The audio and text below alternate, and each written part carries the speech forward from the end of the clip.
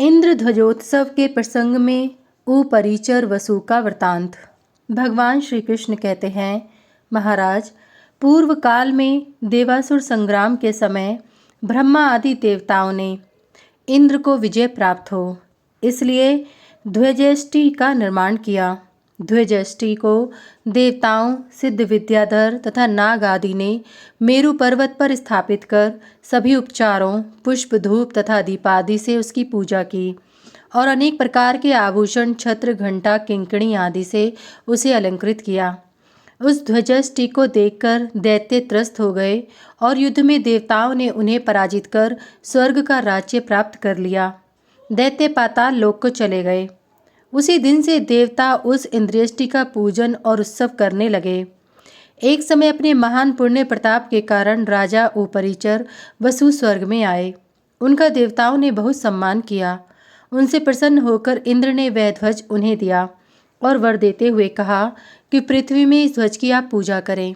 इससे आपके राज्य के सभी दोष दूर हो जाएंगे और जो भी राजा वर्षा ऋतु में भाद्रपद शुक्ल द्वादशी श्रवण नक्षत्र में इसकी पूजा करेगा, उसके राज्य में क्षेम और सुभिक्ष बना रहेगा। किसी प्रकार का उपद्रव नहीं होगा। प्रजाएं प्रसन्न एवं निरोग रहेंगी। सर्वत्र धार्मिक यज्ञ होंगे। राज्य में प्रचुर धन संपत्ति होगी। इंद्र का यह वचन सुनकर राजा उपरिचर वसु इंद्रध्वज को लेकर अपने नगर में चले आए और प्रतिवर्ष इंद्रध्वज की पूजा कर उत्सव मनाने लगे। इस ध्वजेष्टि को भी प्रत्यक्ष देवी माना गया है। अब मैं इंद्रध्वज के उत्सव की विधि बता रहा हूँ। 20 हाथ लंबे, सुपुष्ट, उत्तम काष्ठ की एक यष्टि बनाकर उसे सुंदर रंग बिरंगे वस्त्रों से सुसज्जित करें। उसमें 13 आभूषण लगवाएं। पहला आभूषण पिटक चौकोर होता है, इसे लोकपाल पिटक कहते हैं। दूसरा आभूषण लाल रंग का वृत्ताकार होता है। इसी प्रकार अन्य देव संबंधी पिटकों का निर्माण कर तथा यष्टि में बांधकर कुशा, पुष्पमाला, घंटा, चामर आदि से समन्वित उस ध्वज को स्थापित करें। अनंतर हवन कराकर गुड़ से युक्त मिष्टान और पायस ब्राह्मणों को भोजन कराएं। भोजनोपरांत उन्हें दक्षिणा दें। उस ध्वज को धीरे से खड़ा कर स्थापित कर दे। 9 दिन या 7 दिन तक उत्सव मनाना चाहिए। अनेक प्रकार के नृत्य, गायन, वादन कराते हुए मल्ल युद्ध आदि उत्सव भी कराने चाहिए।